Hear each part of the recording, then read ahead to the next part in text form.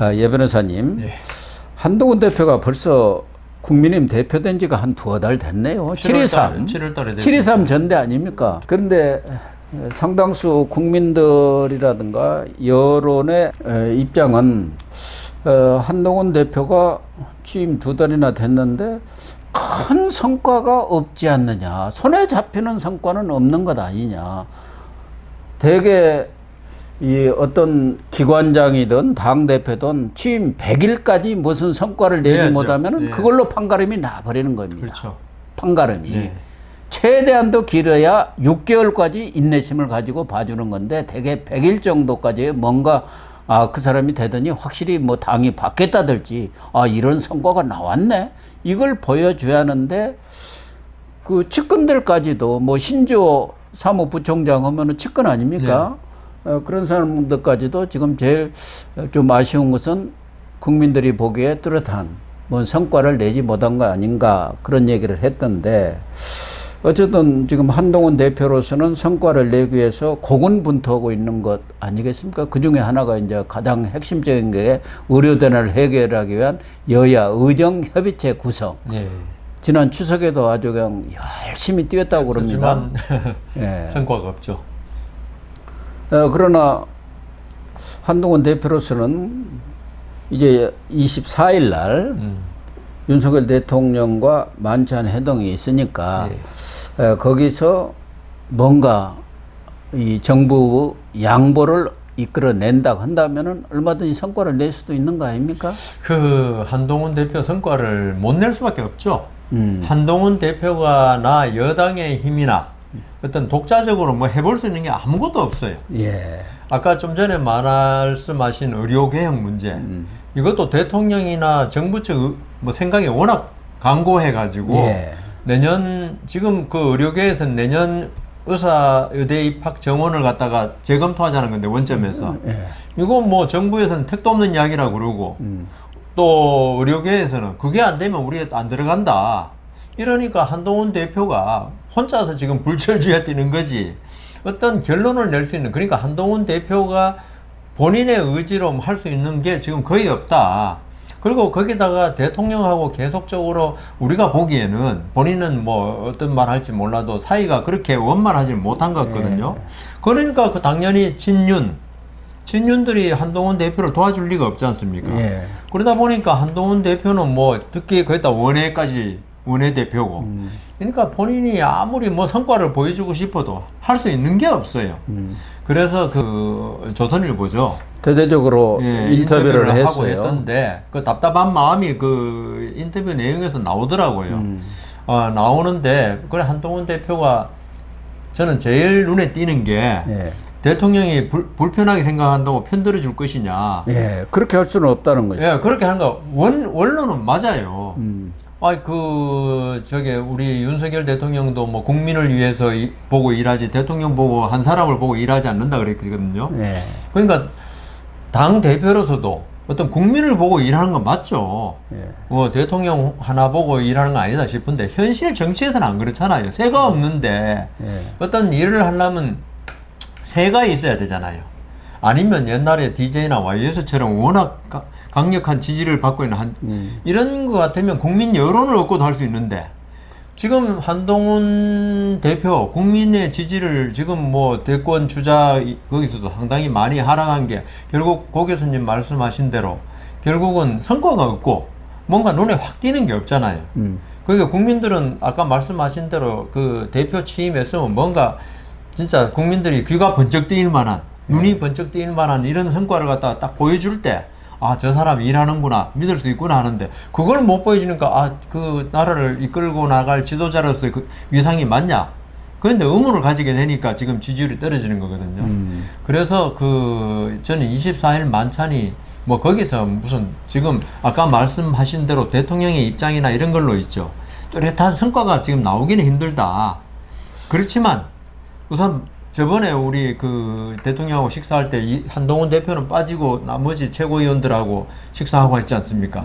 친윤 최고위원 몇 사람하고 한 거죠. 그러니까 아주 좀 모양이 좀 볼썽사나운 그게 됐는데 뭐 그건 그러다 치더라도 24일 만찬에서는 뭔가 이 두 사람이 화합하고 이런 모습을 보여줘야지 대통령도 살고 한동훈 대표도 사는데 과연 그날 어떻게 할지 모르겠습니다.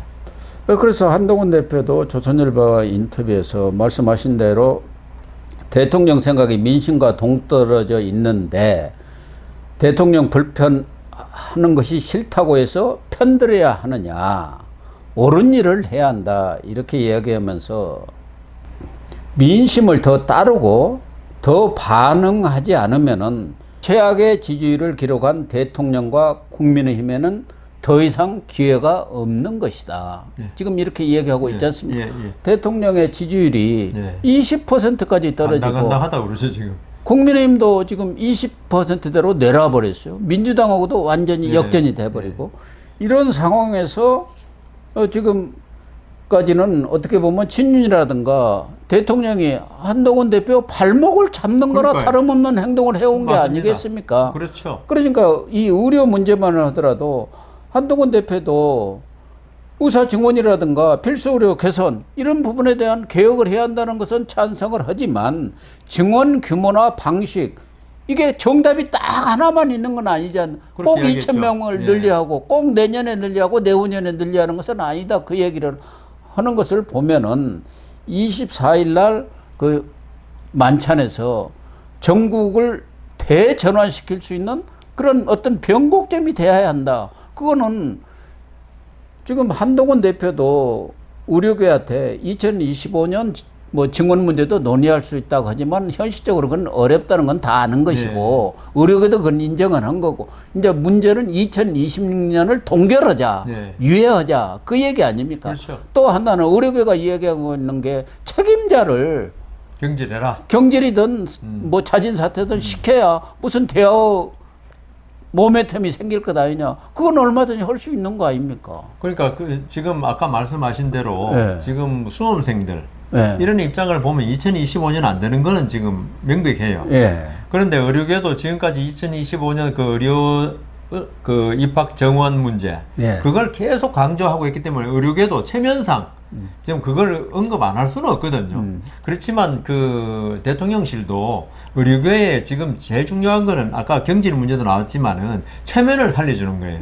명예롭게 약간 후퇴할 수 있는 방안을 줘야지. 그럼요. 그 테러를 만들어줘야. 의료계를 갖다가 모욕을 주면서 지금 모욕 준 사람 박모 차관이라고 있고 박민수 아닙니까? 뭐 그 사람은 그러고. 의료계에서는 보기도 싫다는 거 아닙니까? 그러니까 그 차관이 뭐 엄청나게 중요한 사람이 몰라도 이게 그게 뭐 중요한 자리입니까? 그러니까요. 테러를 열어줄 수 있는 그 테러 중에 하나가 그 공직 그러니까 차관 경질 문제 이런 거 아니겠습니까? 지금 장관까지 들고 나와 있지만은 그러니까 그 대통령도 어떤 의료계에 조금 주는 게 있어야지. 자기도 얻는 게 있지 않습니까? 기브 앤 테이크니까. 근데 대통령이 가장 쉽게 의료계를 갖다가 이렇게 보듬을 수 있는 게 결국 저는 경질 문제하고 2026년 그 대입 문제라고 보거든요. 그러니까 여기서는 지금 대통령실도 2026년 그거는 조정할 수 있다고 이야기를 했어요. 그러니까 24일 만찬에서 그 의료계를 이렇게 보듬을 수 있는 그런 이야기가 충분히 나와야 되고 대통령도 내 생각이 무조건 옳다 이렇게 하지 말고 대통령도 그 의료계가 뒤로 물러가면 대통령도 뒤로 좀 물러가야지 대화가 되는 거지. 그럼요. 너 일방적으로 항복해. 이거는 아예 안 되잖아요. 만약에 24일 날에 어떤 대합의가 나오지 않는다면은 윤석열 대통령은 물론이고 국민의힘은 다 나락으로 떨어진다고 봅니다. 지지율 지금 의료 문제가 사실은 있죠. 그 지지율 하락의 1번 원인이었거든요. 뭐 김건희 여사 문제가 옛날에 1번이었는데 의료 문제 나오고 나서 이번에 가장 크게 떠오른 건데 1번이죠. 갤럽 조사에서도. 그 대통령도 아마 지지율에 대해서는 알겠죠. 본인은 뭐 지지율에 일희일비 안 한다고 하는데 과거 역대 대통령들이라든가 지도자들도 다 그랬어요. 자기 좋을 때는 여론조사가 좋으면 여론조사 봐라 하고 나쁘면 저 일희일비 하지 않고 역사에 맡기겠습니다.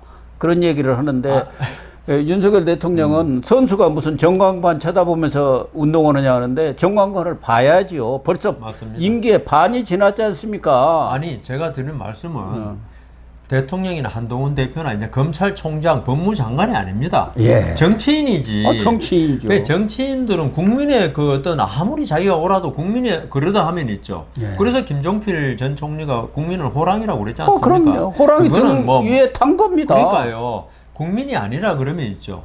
그게 완전히 자기가 추구하는 바를 폐기는 안 하더라도 충분히 수정은 해야죠. 국민들이 원할 그대로. 그래서 저는 그 아까 한동훈 대표도 이야기했지만 아직도 한동훈 대표가 완전한 정치인 안 됐구나 생각하는 게 어떤 대통령과의 어떤 이게 관계를 아직도 그 공무원 입장에서 보는 것 같아요. 정치인 입장에서 봐야 된다. 대통령이 좀 자기가 한동훈 대표 생각하고 다르더라도 그 대통령을 갖다가 이렇게 움직이게 해야지.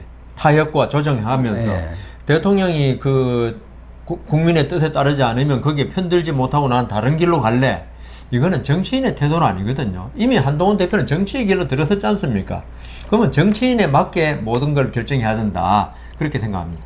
한동훈 대표도 윤석열 대통령과의 관계가 건널 수 없는 강을 건넌 사이라고 한다 이러니까 못 건널 강이 어디가 있느냐. 얼마든지 뒤로 돌아갈 수 있는 거죠. 유연성을 가질 수 있다는 입장을 표명을 했어요. 그래서 24일 날 이 문제가 뭔가 타협점이 나오지 않으면은 정말 여권은 힘들어질 수밖에 맞습니다. 없는 것이고 그래서 아마 지지율이 20% 이내로 내려가면은 국정 운영의 동력은 상실되는 마비죠, 겁니다. 마비. 그것은 저 임기 말에도 있을까 말까 하는 일 아니겠습니까? 또 하나의 지금 지지율 추락 요인이 김건희 여사의 처신 아니겠습니까? 그렇습니다. 최근에도 무슨 공천 개입설, 또 뭐 관저공사에 과거 코바나 컨텐츠 그 관여했던 후원했던 회사가 수의계약을 해갖고 했다. 뭐 여러 가지 얘기들이 뭐 기승전 김건희가 되는 그런 상황이 돼 있지 않습니까? 이 부분에 대해서도 한동훈 대표는 그 디올백 그 부분은 지난 그 전대 과정에서도 내 후보 모두 부적절한 처신이고 사과를 해야 한다고 했지 않느냐. 사과를 해야 한다.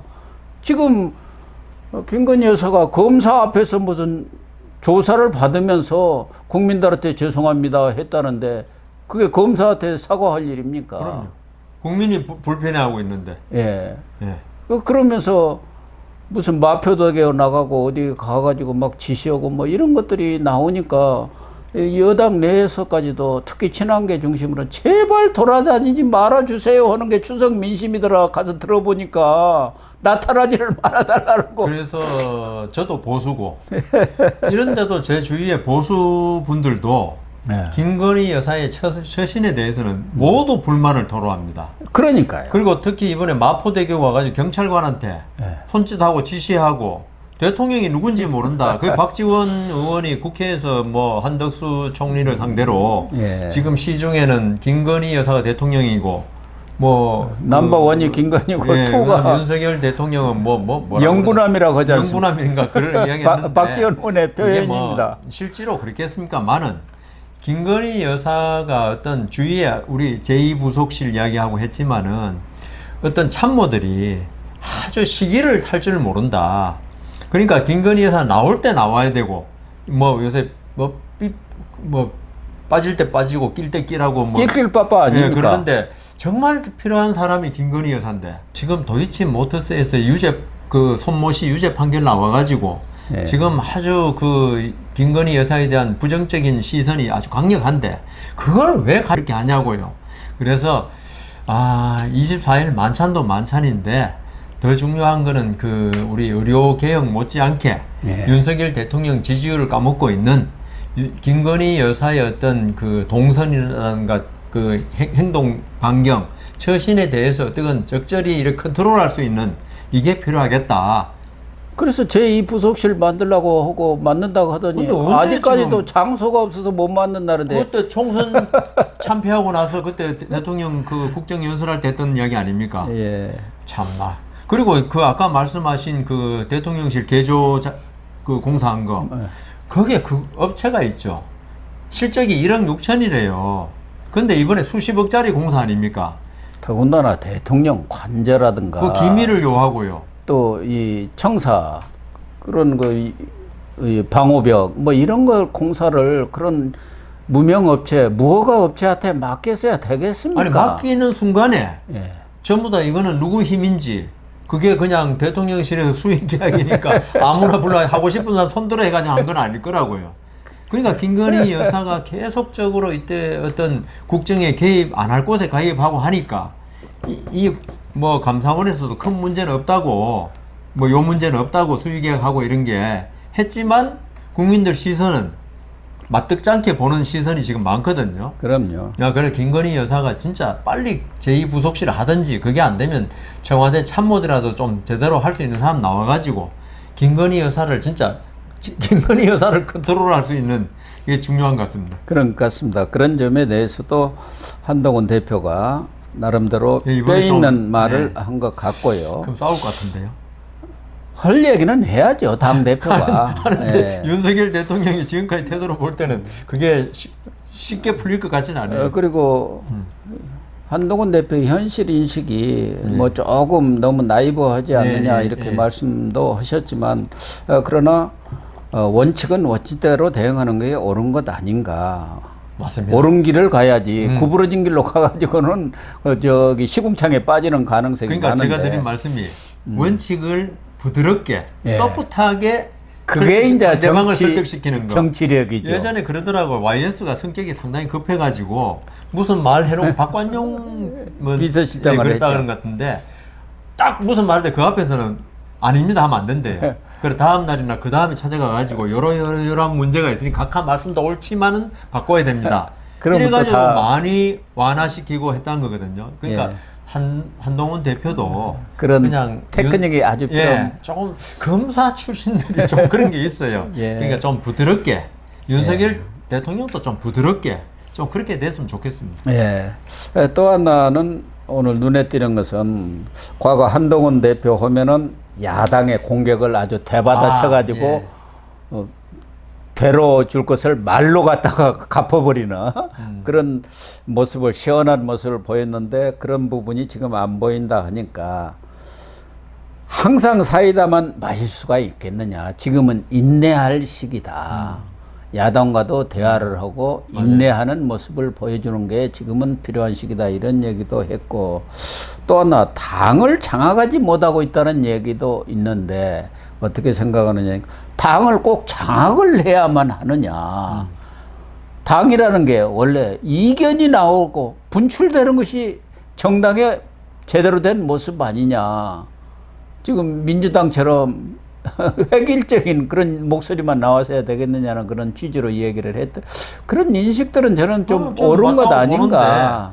두 번째 문제부터 말씀드리면은 당에서 이견이 있으면 안 되는 게 우리나라의 군사 정권 시절부터 계속 대통령이 총재를 하고 예. 이런 전통이 좋은 건데 하여튼 그런 나쁜 민주주의 정치에서 나쁜 그 습관이 예. 배어 있어가지고 당에서 이견 나오면 안 되고 전부 다 일사불란하게 해야 한다고 그러는데 원칙적으로는 그게 참 맞습니다. 국회의원 한 사람 한 사람이 전부 다 국민의 대표자인데 무슨 저는 그래서 제가 고 교수님은 농담으로 우리나라 국회의원 3명만 있으면 된다고 그러지 않습니까? 네. 여당 국회의원 1명 이렇게 하면 된다 할 정도로 당론이라는 걸로 국회의원들의 어떤 목줄을 딱 옥매고 예. 어떤 최고 권력자 또는 공천을 줄 수 있는 사람 마음대로 예. 당을 운영하는 거 사당화라 그러죠. 그 지금 더불어민주당은 거의 사당화가 돼버렸어요. 그러니까 한동훈 대표 말대로 있죠. 그 국회의원 개인의 일하고 공적인 일하고 구별을 딱 돼가지고 개인적으로는 친해도 공적으로는 다른 말을 할 수 있는 게 민주정당이지. 예. 그 당 대표 눈치 봐가지고 할 말도 못하고 이건 아니다. 이거는 아주 그 맞는 말이다. 한동훈 대표가 사실 당 대표 된 것도 사실은 법무장관 할 때 국회에 나와가지고 어떤 사이다 발언해갖고 사이다 발언하고 쏙 시원하게 했던 거 보수층에 그런데 어필해가지고 당 대표 된 것도 있습니다. 그건 좋아요. 법무장관 때는 그렇게 해도 돼요. 예? 되지만 이제는 정치인이잖아요. 예. 정치인은 있죠. 자기가 아까 말씀드린 대로 하고 싶은 말 막 할 수 있는 거 아닙니다. 상대방을 갖다가 설득시켜가지고 타협점을 찾아야 되잖아요. 예. 이런 데 나와가지고 막 상대방의 그냥 그 양보만 요구하고 상대방을 기분 나쁘게 만들고 테러를 차단하면 이게 정치입니까? 그래서 한동훈 대표 말이 원론적으로 다 맞다. 저는 그렇게 생각합니다. 예. 관심이 되는 대통령 선거에 나갈 거냐 이 부분에 대해서는 나라가 잘 되는데 도움되는 것이 가장 중요하다. 공공선에 도움되는 것이 정치의 본질 아니냐 이렇게 피해갔습니다만 그거는 뭐 나오겠다는 말이죠. 공공선을 우리나라 가장 실행할 수 있는 힘을 가진 게 대통령인데 뭐. 예. 어쨌든 한동훈 대표가 취임 뭐 2달을 맞이해 가지고 조선일보고 그걸 맞아서 한 것은 아니지만 이제 2달째가 됐습니다. 이렇게 인터뷰를 했는데 한동훈 대표의 진솔한 생각이랄까 좀 나이브한 측면은 있습니다만은 그래도 현실을 보는 인식에 있어서는 그래도 건강한 인식 아닌가 하는 생각은 됩니다. 플러스에서 좀 안쓰럽다. 혼자 단기 필마로 뛰고 있다는 느낌이 들어서. 그건 문턱 오고 있는 것이 좀 안쓰러운. 좀 힘도 이렇게 못 가지고. 그래서 많은 국민의힘이나 대통령이 이제는 한동훈 대표를 돌봐줘야겠다. 이런 생각이 들더라고요. 그래서 24일 날 만찬에서는 좋은 결론이 나오기를 좀 힘 좀 실어주고요. 기대를 하겠습니다.